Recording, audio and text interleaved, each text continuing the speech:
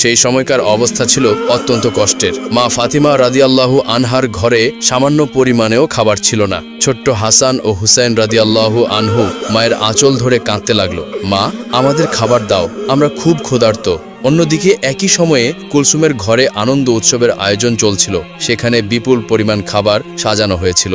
আরবের বড় বড় ধনী ব্যক্তি, ব্যবসায়ী ও তাদের পরিবার সেখানে অংশগ্রহণ করেছিল। সে মহাদাওয়াতে প্রিয় নবী সাল্লাল্লাহু আলাইহি ওয়াসাল্লামও কুলসুমের বাড়িতে উপস্থিত হয়েছিলেন। তারপর কুলসুম নবী করিম সাল্লাল্লাহু আলাইহি ওয়াসাল্লামকে সালাম দিয়ে বললেন, হে আল্লাহর প্রেরিত রাসূল, হে আমার পিতা, আপনি এসেছেন, আমি অনেক খুশি হয়েছি। আপনি এখানে বসুন। আমরা অনেকেই জানি, আবার অনেকেই জানি না, কুলসুম ছিলেন ধন সম্পত্তির দিক থেকে অনেকটাই স্বাবলম্বী। পক্ষান্তরে মা ফাতেমা ছিলেন অত্যন্ত গরিব, কিন্তু অত্যন্ত গরিব হলেও তিনি দিন প্রচার এবং ঈমান আমলের দিক থেকে ছিলেন অটল। কেনই বা থাকবেন না? মা ফাতেমা হলেন জান্নাতের সর্দারিনী। তিনি জান্নাতুল ফিরদাউসে সকল জান্নাতি নারীদের প্রতিনিধিত্ব করবেন। কুলসুমের বাড়িতে বিভিন্ন রকমের খাবারের আয়োজন হতে লাগলো। মহানবী সাল্লাল্লাহু আলাইহি ওয়াসাল্লাম বললেন, মা কুলসুম, তুমি তো সবাইকে এখানে আমন্ত্রণ জানিয়েছ, সবাইকেই আমি দেখতে পাচ্ছি। শহরের বিভিন্ন লোক এখানে এসেছে তোমার মেজবানে অংশগ্রহণ করার জন্য। সবাই নিশ্চয়ই ভালো মন্দ খাবার খেয়ে এখান থেকে যাবে। নিঃসন্দেহে অনেক সুন্দর এবং ভালো একটি আয়োজন করেছো তুমি। মা কুলসুম, তুমি কাকে কাকে এখানে আমন্ত্রণ জানিয়েছ? কুলসুম বললেন, হে আমার পিতা, হে আল্লাহর রাসূল, আমি আমার মেজবানে এই শহরের ধনাঢ্য সবাইকে আমন্ত্রণ জানিয়েছি। আব্বাজান, শহরের সকল পণ্ডিত জ্ঞানীদের এখানে আমন্ত্রণ জানিয়েছি। নবী করিম সাল্লাল্লাহু আলাইহি ওয়াসাল্লাম বললেন, তুমি সবাইকে এখানে আমন্ত্রণ করেছো, কিন্তু একজনকে তুমি আমন্ত্রণ করনি। কুলসুম তখন বললেন, কে বাবা, কাকে আমি আমন্ত্রণ করিনি? নবী করিম সাল্লাল্লাহু আলাইহি ওয়াসাল্লাম বললেন, সেটা তো তোমার অজানা হওয়ার কথা নয়, সে তো তোমার রক্তের সম্পর্ক, তোমার আপন বোন ফাতিমা। কুলসুম একটু চুপ হয়ে রইলেন। ফাতেমাকে সে ইচ্ছা করেই আমন্ত্রণ করেনি, কারণ ফাতেমা ছিল অনেকটাই গরিব, তার পোশাক আশাক ভালো ছিল না। কুলসুম ভেবেছিল ফাতিমা যদি এই অনুষ্ঠানে আসে তাহলে তার মান সম্মানে হানি ঘটবে, তাই তিনি তাকে আমন্ত্রণ করেননি।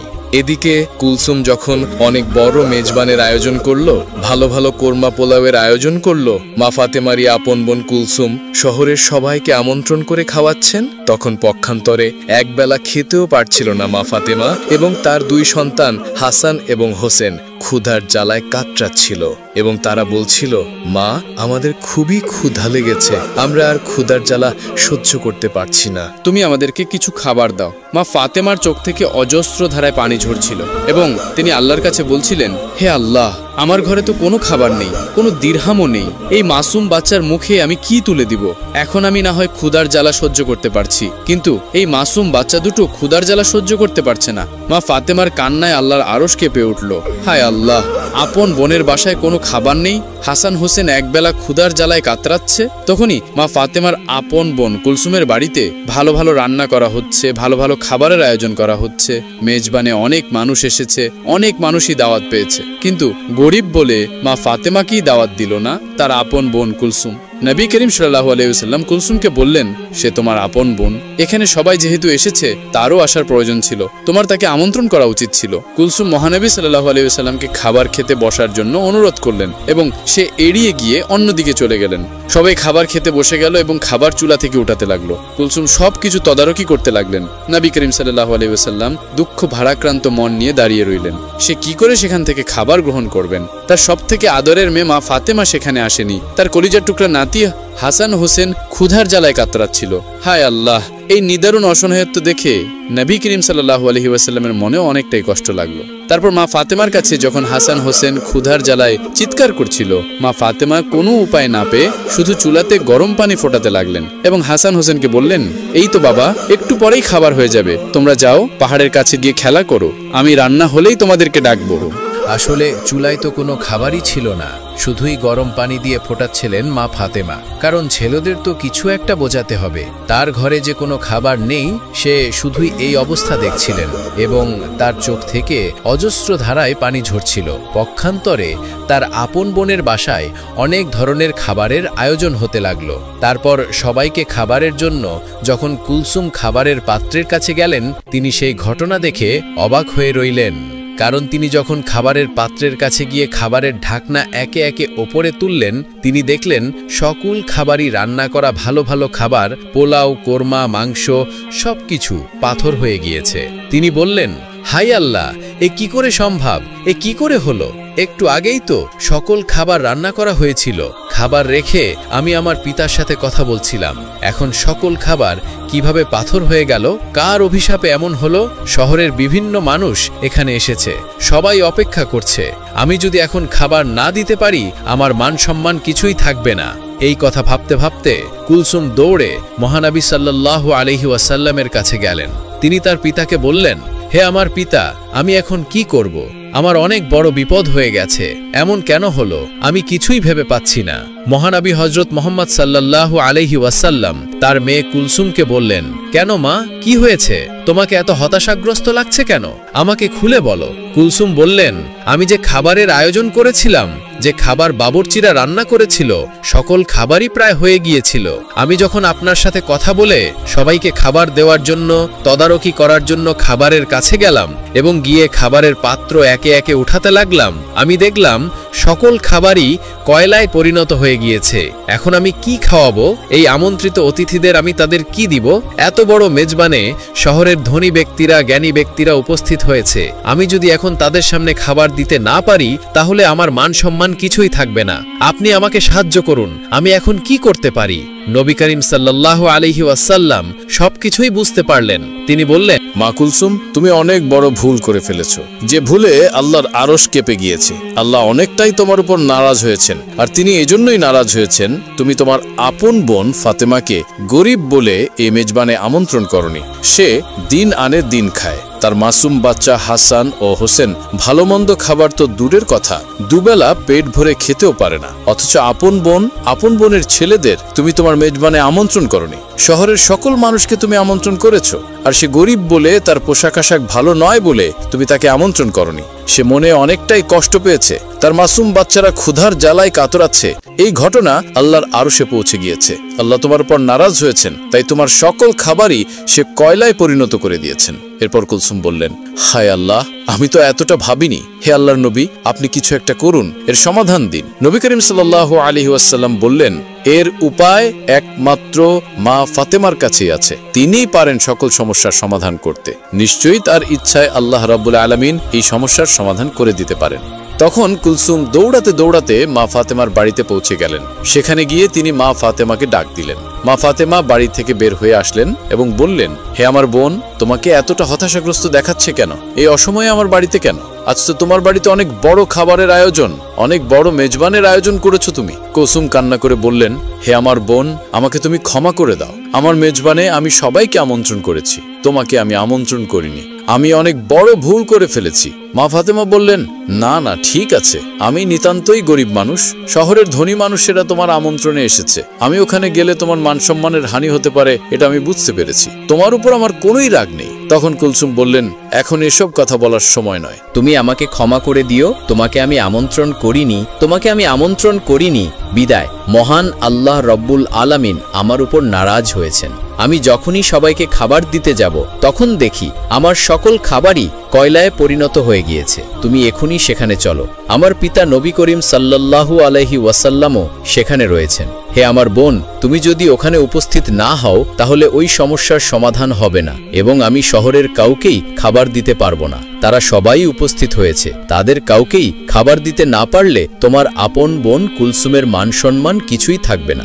এই কথা শুনে মা ফাতেমা বললেন, ঠিক আছে, আমি তোমার কষ্টের কথা বুঝতে পেরেছি, তুমি হতাশ হয়েও না, চলো দেখি কি করা যায়। এই বলে হাসান হোসেনকে নিয়ে কুলসুমের বাড়ির দিকে রওনা করলেন। তারপর কুলসুমের বাড়িতে গিয়ে মা ফাতেমা দেখলেন নবী করিম সাল্লাল্লাহু আলাইহি ওয়াসাল্লাম মা ফাতেমার অপেক্ষায় মেজবানে উপস্থিত সকলের সামনে দাঁড়িয়ে রয়েছেন। মা ফাতেমা সেখানে গিয়ে আল্লাহর নবীকে সালাম দিয়ে বললেন, হে আমার পিতা, আমার সালাম গ্রহণ করুন। মহানবী হযরত মুহাম্মদ সাল্লাল্লাহু আলাইহি ওয়াসাল্লাম মা ফাতেমার সালামের উত্তর দিয়ে বললেন, মা ফাতেমা, তুমি এসেছো, আমি তোমারই অপেক্ষায় ছিলাম। মা ফাতেমা বললেন, হ্যাঁ বাবা, আমি এসেছি। কুলসুম আমার বাড়িতে গিয়েছিল আমাকে ডাকতে, ওই আমাকে নিয়ে আসলো। নবী করিম সাল্লাল্লাহু আলাইহি ওয়াসাল্লাম বললেন, হ্যাঁ, তোমার বোনের অনেক বড় বিপদ, সে একটি ভুল করে ফেলেছে। আমি নিজেও জানি তার এই কাজটি করা ঠিক হয়নি। মহান আল্লাহ রব্বুল আলামিন তোমার কষ্টে তিনিও ব্যথিত হয়েছেন। তোমার বোন কুলসুম একটি ভুল করে ফেলেছে। সে তোমাকে আমন্ত্রণ করেনি, সে অহংকারের বশে একটি পাপ করে ফেলেছে। আল্লাহ রব্বুল আলামিন তোমার দুঃখ কষ্ট দেখে তিনিও নারাজ হয়েছেন। আজকের এই মেজবানে শহরের গণ্যমান্য ব্যক্তিরা উপস্থিত হয়েছে। তোমার বোনের এখানে তারা আজকে দুপুরে আহার গ্রহণ করবে, কিন্তু তারা কি করে খাবে? মেজবানের জন্য যে সকল খাবার রান্না করা হয়েছিল সে সকল খাবার কয়লায় পরিণত হয়ে গিয়েছে।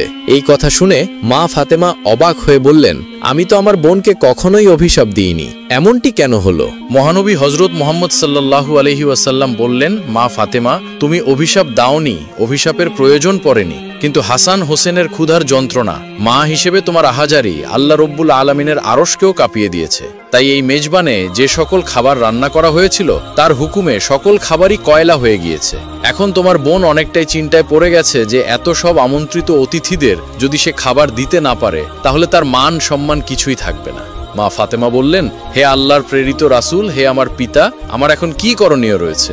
নবী করিম সাল্লাল্লাহু আলাইহি ওয়াসাল্লাম বললেন, তুমি যদি মন থেকে কুলসুমকে ক্ষমা করো এবং আল্লাহর দরবারে দোয়া করো, হয়তোবা আল্লাহ এর সমাধান করে দিবেন। তখন মা ফাতেমা বললেন, ঠিক আছে বাবা, আমি যাচ্ছি। এই বলে যেখানে খাবার রান্না করা হচ্ছিল, যেখানে সকল খাবার কয়লা হয়ে গিয়েছিল, কুলসুমকে নিয়ে সেই জায়গায় গেলেন। আল্লাহর নাম নিয়ে বিসমিল্লাহ বলে মা ফাতেমা সকল খাবারের পাত্র কাপড় দিয়ে ঢেকে দিলেন এবং আল্লাহর দরবারে দোয়া করলেন এবং কুলসুমকে বললেন, তুমি কাপড় তোলো খাবারের ওপর থেকে। খাবারের পাত্রের ওপর থেকে যখন কাপড় সরালেন তখন দেখলেন সকল কয়লায় পরিণত হওয়া খাবার আগের অবস্থায় ফিরে এসেছে। কুলসুম আল্লাহর দরবারে শুকরিয়া আদায় করলেন, মা ফাতেমাও আল্লাহর দরবারে শুকরিয়া আদায় করলেন। কিছুদিন ধরে মা ফাতেমা অত্যন্ত অসুস্থ ছিলেন, সে বিছানা থেকে ঠিকমতো উঠতে পারছিল না। অন্যদিকে বাড়িতে 3 দিন যাবৎ কোনো খাবার ছিল না। খাবার না খেয়ে ও অসুস্থতার কারণে হযরত ফাতেমা রাদিয়াল্লাহু তাআলা আনহা অত্যন্ত দুর্বল হয়ে পড়লেন। শেরে খোদা হযরত আলী রাদিয়াল্লাহু তাআলা আনহুর হাতে তখন এমন কোনো অর্থ কড়িও ছিল না যার মাধ্যমে তিনি খাবার ক্রয় করে আনতে পারবেন। 3 দিন অতিবাহিত হওয়ার পর হযরত ফাতেমা রাদিয়াল্লাহু তাআলা আনহা হযরত আলী রাদিয়াল্লাহু তাআলা আনহুর হাতে একটি কাপড় দিয়ে বললেন, হে আমার প্রিয় স্বামী, আপনার হয়তো মনে আছে আব্বাজান হযরত মুহাম্মদ সাল্লাল্লাহু আলাইহি ওয়াসাল্লাম আমাদের বিয়ের সময় এই কাপড়টি আমাকে হাদিয়াত স্বরূপ দিয়েছিলেন। এটি অত্যন্ত বরকতময় একটি কাপড়। আমার মনে চাচ্ছে না যে এই কাপড়টি আমি বিক্রি করে দেই, কিন্তু তারপরেও যেহেতু আমাদের ঘরে আজ 3 দিন যাবৎ কোনো খাবার নেই, তাই আপনাকে এই বরকতময় কাপড়টি আমি দিচ্ছি।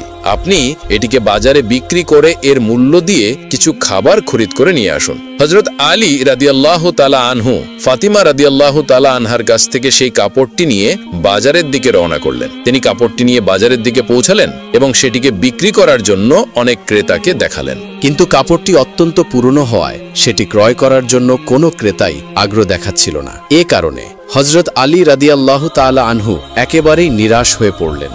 তখন তিনি আল্লাহ রাব্বুল আলামিনের দরবারে ফরিয়াদ করলেন, হে আল্লাহ রাব্বুল আলামিন, এই কাপড়টি অত্যন্ত পুরাতন, তাই এটি ক্রয় করার জন্য কোনো ক্রেতাই আগ্রহ দেখাচ্ছে না। আজ 3 দিন যাবৎ নবীজির মেয়ে হযরত ফাতেমা রাদিয়াল্লাহু তাআলা আনহা এবং হাসান ও হোসেন না খেয়ে আছে। হে রাব্বুল আলামিন, আজকে যদি এই কাপড়টি আমি বাজারে বিক্রি না করে এর মূল্য দিয়ে বাড়িতে না নিয়ে যেতে পারি, তাহলে আজকেও তারা না খেয়ে থাকবে। আপনি এই কাপড়টি বিক্রয় করার জন্য একজন ক্রেতার ব্যবস্থা করে দিন। শেরে খোদা হযরত আলী রাদিয়াল্লাহু তাআলা আনহুর এই দোয়ার পরেই একজন ক্রেতা আগমন করল এবং সে তাকে প্রশ্ন করল, আলী, তুমি কি এই কাপড়টি বিক্রি করতে চাও? হযরত আলী বললেন, জনাব, আমি তো বিক্রি করার জন্যই এটিকে বাজারে নিয়ে এসেছি। তখন লোকটি বলল, কি পরিমাণ অর্থ দিলে তুমি এই কাপড়টি বিক্রি করবে? শেরে খোদা হযরত আলী জানতেন এই কাপড়টি অত্যন্ত পুরাতন, এর মূল্য সর্বোচ্চ 1 দিরহাম বা 2 দিরহাম হতে পারে। তাই তিনি কোনো দাম না চেয়ে বললেন, জনাব, আপনার যা মর্জি তাই প্রদান করুন, আমি নিজ থেকে কাপড়টির কোনো দাম চাচ্ছি না। তখন সেই ক্রেতা বলল, আমি 6 দিরহাম দিয়ে এই কাপড়টি ক্রয় করতে চাই, তুমি কি বিক্রি করতে রাজি আছো? তখন আলী রাদিয়াল্লাহু তাআলা আনহু অত্যন্ত খুশি হয়ে রাজি হয়ে গেলেন এবং বললেন, জনাব, আপনি আমাকে 6 দিরহাম দিয়ে এই কাপড়টি ক্রয় করতে পারেন। অতঃপর ক্রেতা হযরত আলী রাদিয়াল্লাহু তাআলা আনহুকে 6 দিরহাম দিল এবং হযরত আলী রাদিয়াল্লাহু তাআলা আনহু ক্রেতাকে তার কাপড়টি হস্তান্তর করলেন। ওইদিকে আল্লাহ রাব্বুল আলামিনের একদল ফেরেশতা অন্য একদল ফেরেশতাকে বলতে লাগলো, নবী করিম সাল্লাল্লাহু আলাইহি ওয়াসাল্লামের সাহাবীগণ অত্যন্ত দানশীল, তারা সুখে দুঃখে সব অবস্থাতেই দান করে থাকে। তখন ফেরেশতাদের অপর একটি দল বলল, আল্লাহর নবীর সাহাবীরা দান করে এটা ঠিক কথা, কিন্তু তারা সুখে দুঃখে সবসময় দান করে না। যদি তাদের হাতে কোনো কিছু থাকে তাহলেই তারা দান করে, এবং তাদের হাতে থাকা জিনিসটির প্রয়োজন যদি তাদের নিজেদেরই থাকে তখন তারা সেই জিনিসটি দান করে না। ফেরেশতাদের এই ঝগড়ার সমাধান করতে আল্লাহ রাব্বুল আলামিন তাদেরকে বললেন, হে আমার ফেরেশতারা, তোমরা পরস্পরের মাঝে ঝগড়া করিও না। এই বিষয়টি পরীক্ষা করার জন্য শেরে খোদা হযরত আলীর কাছে চলে যাও। সে 6 দিরহাম দিয়ে একটি কাপড় বিক্রি করেছে, আর এই 6 দিরহাম তার অত্যন্ত প্রয়োজন। তোমরা আলীর কাছে গিয়ে সেই 6টি দিরহাম চাও, দেখো সে তোমাদেরকে দেয় কিনা, আর এর মাধ্যমে তোমাদের ঝগড়া সমাধানও হয়ে যাবে। আল্লাহ রাব্বুল আলামিনের পক্ষ থেকে এই নির্দেশ লাভের পর একজন ফেরেশতা ফকির বেশে হযরত আলী রাদিয়াল্লাহু তাআলা আনহুর কাছে আগমন করলেন। হযরত আলী রাদিয়াল্লাহু তাআলা আনহু সেই 6 দিরহাম দিয়ে খাবার ক্রয় করতে যাচ্ছিলেন।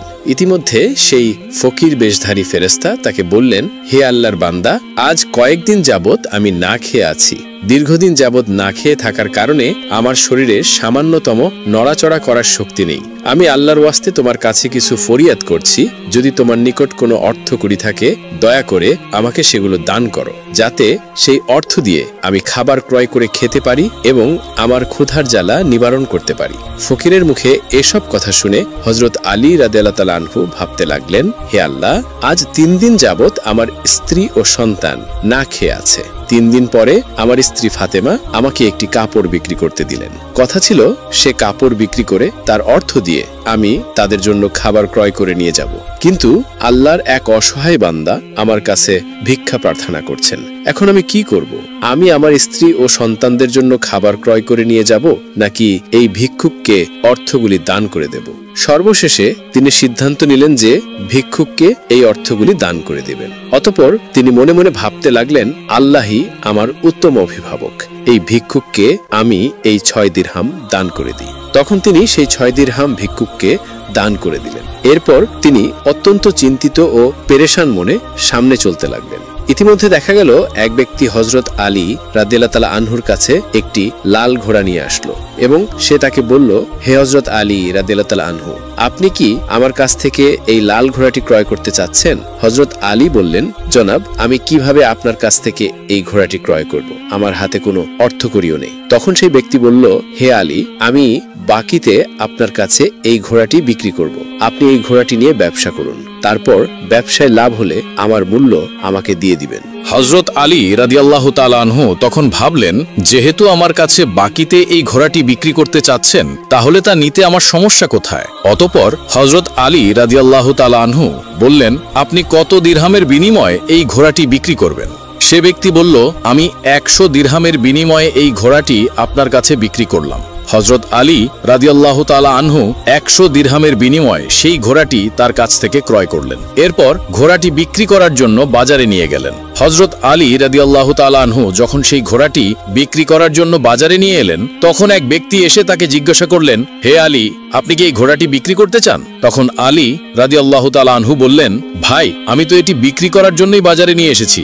সে লোকটি বললেন, আপনি কত দিরহামের বিনিময়ে ঘোড়াটি বিক্রি করতে চান? আলী রাদিয়াল্লাহু তাআলা আনহু নিজে থেকে কোনো দাম না বলে সেই লোকটাকে বললেন, আপনি কত দিরহামের বিনিময়ে ঘোড়াটি ক্রয় করতে পারবেন? সে ব্যক্তি তখন বলল, আমি 160 দিরহামের বিনিময়ে এই ঘোড়াটি আপনার কাছ থেকে ক্রয় করতে চাই। তখন হযরত আলী রাদিয়াল্লাহু তাআলা আনহু চিন্তা করলেন, আমি তো এই ঘোড়াটি 100 দিরহামের বিনিময়ে ক্রয় করেছি, আর তিনি আমাকে মূল্য পরিশোধ করতে চাচ্ছেন 160 দিরহাম।